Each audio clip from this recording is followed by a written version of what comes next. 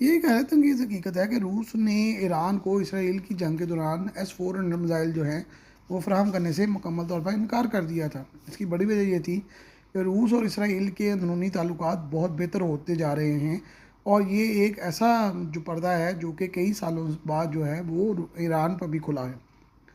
Iran जो जून जून 2025 में होने वाली जंग में इसराइली और अमरीकी हथियारों को रोकने में मुकम्मल तौर पर नाकाम रहा था, उसने जंग के शुरू के दिन में ही ये मिसाइल जो हैं वो रूस से मांगे थे। लेकिन रूस ने S-400 मिसाइलों की फरहमी से फौरी ही माजत कर ली थी और S-400 को दुनिया का बेहतरीन एयर डिफेंस सिस्टम होने के बावजूद ईरान को नहीं दिया गया। अब तो रूस जो है अपने लिए S-500 जो मिसाइल हैं वो भी बना रहे हैं, जो इससे भी ज़्यादा तेज़ रफ्तार और ख़तरनाक है, और ईरान उसको भी ख़रीदने को तैयार है, उसकी कीमत अदा करने को तैयार है। लेकिन बहरहाल उन्होंने S-400 जो मिसाइल हैं वो भी देने से इनकार कर दिया था।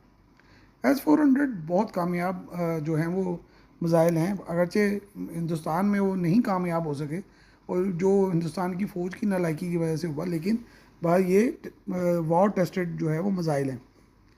इस वक्त ईरान की फ़ज़ाइया के पास मुल्की तौर पर तैयार करदा बावर 373 मिसाइल हैं जिनकी रेंज 200 किलोमीटर है, और कहा जाता है कि ये रूसी S-300 की तरक्की याफ्ता ईरानी शक्ल है।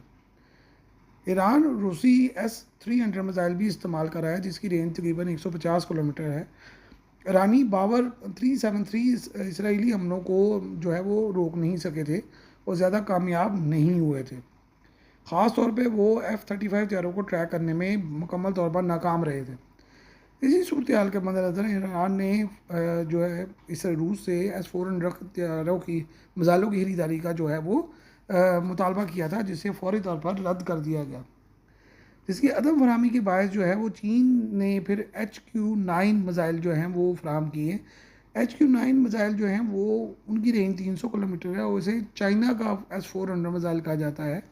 ये मिसाइल बहुत दूर तक मार कर सकता है और तकरीबन कहा जाता है कि ये खला में भी 18 किलोमीटर तक जा सकता है। हाइपरसोनिक मिसाइल है जो आवाज़ की 4 गुना रफ्तार से प्रवास करता है। हाल ही में पाकिस्तान को भी ऐसे मिसाइल जो हैं वो फराहम किए गए हैं।